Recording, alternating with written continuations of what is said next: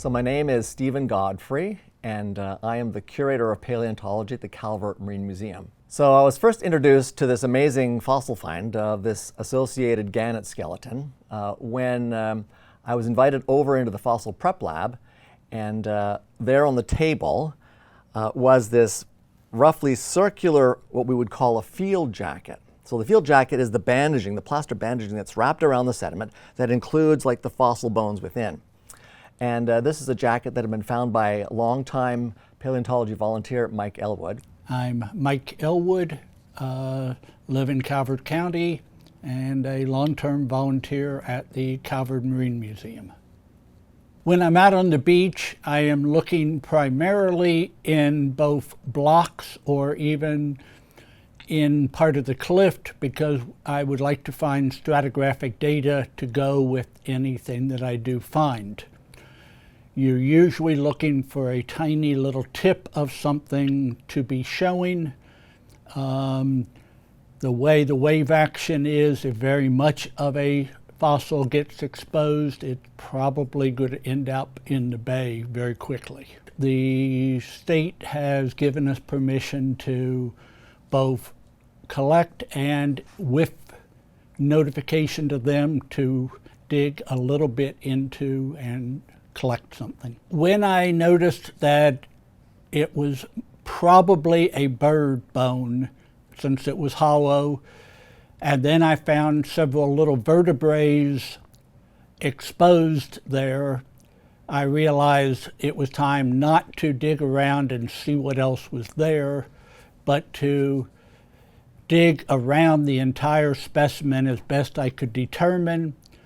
And luckily, I was carrying plaster bandages and other equipment in order to do that. And he had spotted a few bones in the cliff, and he had permission to excavate those, and he brought them back to the museum. And one of our interns, Stephen Groff, had started to prepare the bones. And initially, you could just see like bits of like the long bones from the arm, from the wing of the bird. And I think there was like one leg bone that was showing, and I think a few vertebrae, a few neck bones.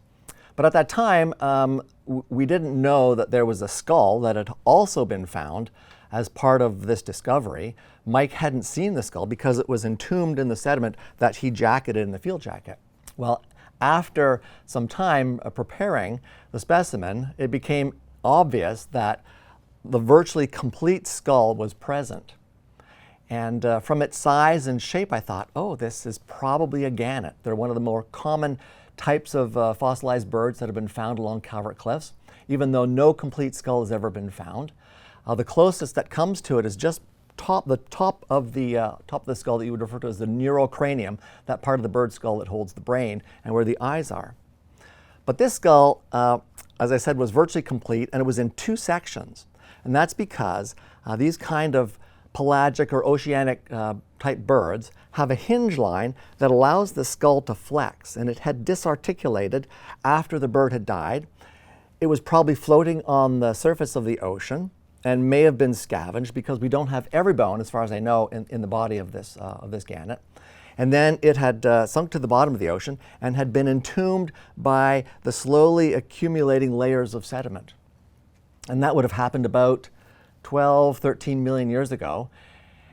And as the cliffs are eroding back, this skeleton of this gannet became exposed, and that's how Mike found it. And so as Stephen Groff was preparing it, then this skull became visible, and that's when we really got excited, because no complete gannet skull has ever been found along Calvert Cliffs. It's by far the most complete skeleton of any bird that I know of that's ever been found along Calvert Cliffs. It preserves both the skull and the lower jaw, some neck vertebrae, the wing bones, and there's also some leg bones that have been found as well. So this is an exceptional find, and leave it to Mike, who is a very gifted fossil finder, to come up with a find like that. We find very few bird bones. One, I suspect not that many became fossils, but very few of them erode out intact. So we find half a bird bone on a regular basis, but finding a complete one is much rarer, and finding associated bird bones, this would be my first time at it.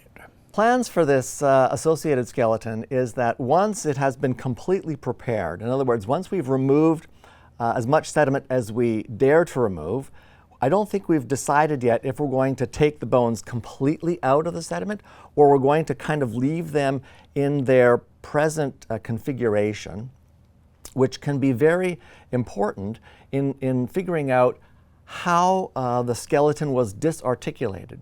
So after the bird sank to the bottom of the ocean, the flesh was decomposing, and there may have been organisms that were sort of feeding on that, the rotting bird carcass.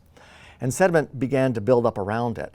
Well, that pattern disarticulated, right? The skeleton was sort of pulled apart somewhat, and parts would have been lost. But we might want to preserve the orientation of those bones and not try to take them right out. We're sort of torn because if you take the bone right out, you can sort of study it on all sides and then describe in detail the details of its morphology. But if you leave it in place, you can kind of get a really good picture of what happened to the skeleton, to the bird, after it died. So I don't think we've made a decision exactly how we're going to finish the preparation work on this specimen. Well, I actually brought with me a couple of skulls in order to detail some of the interesting morphology of living gannets, which are shared by this Miocene gannet skull that we have, and confirm to me that it's a gannet. So as the skull was being prepared, the right side of the skull was what was exposed. And so we could see this side of the snout and this side of the neurocranium, and they had come apart, as I mentioned. And I could see here that there was no nostril. And so that was one of the clues, right, that led me to think that, oh, this is probably a gannet, because that's what gannets do. They don't have a nostril, so they can engage in this diving. They don't have, while they're diving, they don't have to sort of bring their wing around to kind of block their nose so they don't get water up their nose when they're diving at 60 miles an hour. And we're very excited to have this very beautiful find as part of our permanent collection.